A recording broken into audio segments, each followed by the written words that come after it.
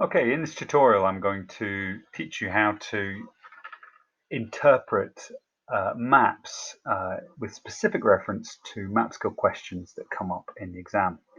Now the first thing you're going to want to do is go to the main front page of this website where there are a range of past papers, and I suggest you start by opening the 2019 past paper. Okay, once you've opened it, you'll find if you scroll down you'll get to question 8, and this is a very typical Mapskill question. Now, this question asks you to match up these 4 photographs with 4 areas of the city. And if we look at them, we've got an out-of-town business park. That's photo A. Photo B looks like a kind of factory. Probably that must be in a city. C, we've got a photo of the suburbs with housing. And D, we've got what looks like the CBD with shops and transport. And when we visit those 4 grid references, or 5 in this case, we should be taken to a grid square that has one of these 4. Obviously, one of these 5 would be inaccurate and wouldn't represent any.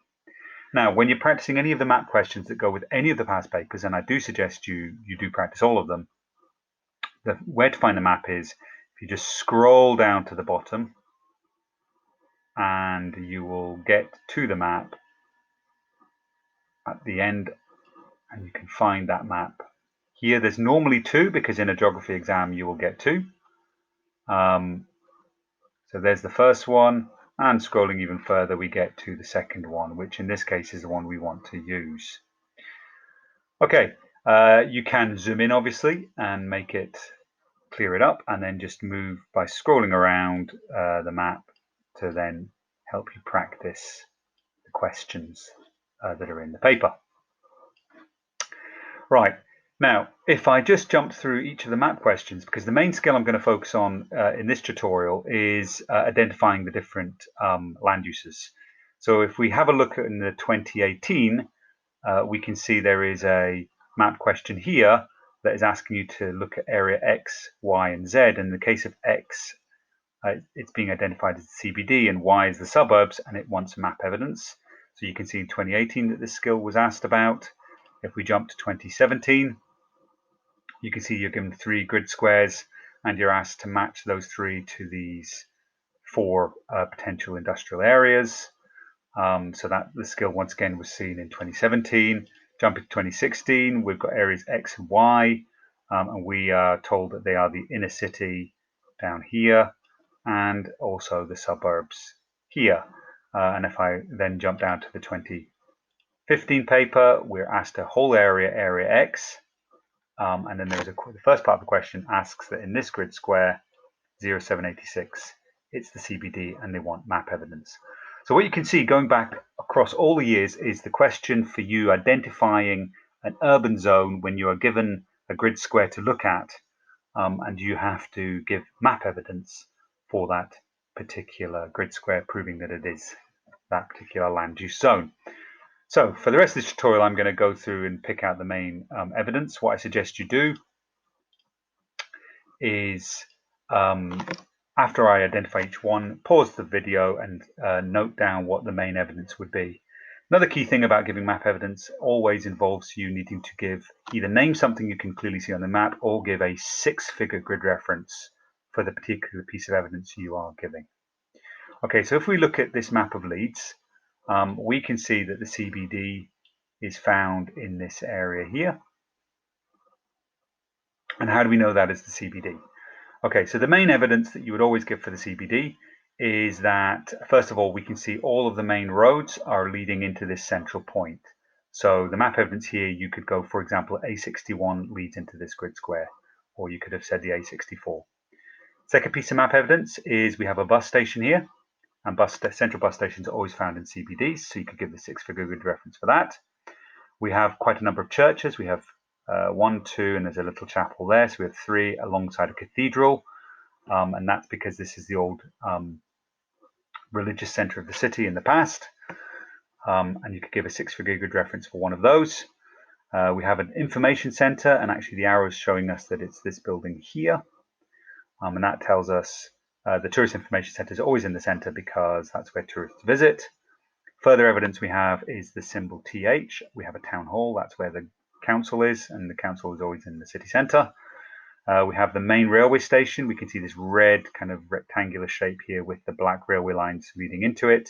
And central rail stations are always found in the city centre. Other evidence is we have a number of colleges. So we have 1, 2, 3, and colleges as well as universities. And up here we have a university, are often found in or very near to the CBD because they've been there a long time. So that's further evidence. Strong evidence that's normally always present is a grid street pattern, and we can see the roads running north, south, and east-west in most of this area, which also indicates a CBD because that's how roads were built in the 19th and 18th century when this area of the city developed. Okay, so for Leeds, that's the main evidence. We don't have a castle or any other particular evidence, but we could have used that if it was present, because that would also be evidence of the CBD. We do have a river passing nearby with bridges, and these are bridging points, and the CBD tends to be right next to these bridges over the river, so that would also be valid evidence for identifying the CBD. Okay, let's move to the inner city. Well, the first piece of evidence for an inner city is to then identify the CBD. So if you give the grid square of the CBD and say it lies right next to this area, and the inner city grew around the CBD, therefore this must be the inner city. Main evidence you can see is the grid street patterns that you can see all of these grid squares where my mouse is pointing, because these are all inner city areas, and that's because the road pattern grew this way. We can see large roads cutting through the inner city because people living in these areas use these to get into the CBD, so that would be further evidence. We can see railway stations nearby because back in the 19th century when the inner city grew, people used the railway to get there, to get around the city. We have a number of churches. These little crosses represent chapels, but we've got a high amount of churches. So we gave a 6-figure reference for one of them.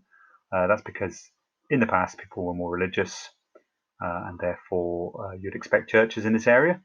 You have long terraced housing units. You can see them up here. Now in England there'd be terraces, and this is Leeds, so we'd call it terrace. If this was Scotland, we would call them tenements. You can see these long rows of housing, typical for the inner city, because this is where the workers would have lived.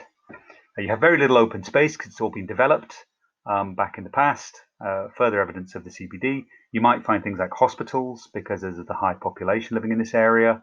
If you find a school in an area, that the symbol for that is SCH. I'm just scouring the map for a school, which I can't quite find at the moment, but you would expect to see a school or two. There's one there, but that's not the inner city. Other evidence that you can give if you're near a river is you might see some docks. Now in Leeds that's not the case because it wasn't really a shipping area, but you would find that around the river. You can see large factory buildings like this. These are very large buildings. That might indicate the inner city because there's some industry going on. So that would all be evidence of the CBD. The final area is the edge of the city, where you're going to be finding a range of land uses like the suburbs. So here we can see a suburban area where the roads bend because that calms the traffic. We've also got cul-de-sacs that you can see here and here. That's how people like to live these days. They like to have their houses on cul-de-sacs because they're safer environments for their children. You'll find schools because lots of families live in these areas. You'll find links to main road links leading into the city centre because people want to commute into the city centre. You might find a motorway passing nearby. Once again, this is because people want to live near transport. There might be country parks or golf courses nearby because people live in the suburbs want to have them for sport, leisure, and entertainment.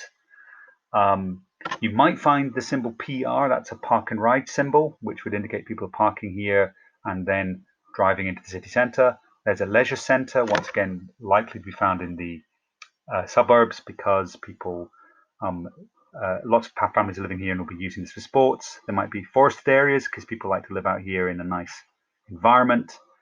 There might be business parks nearby, like we can see here with depots, and this is because these are new popular industrial areas on the edge of cities where businesses like to set up because of the good transport links.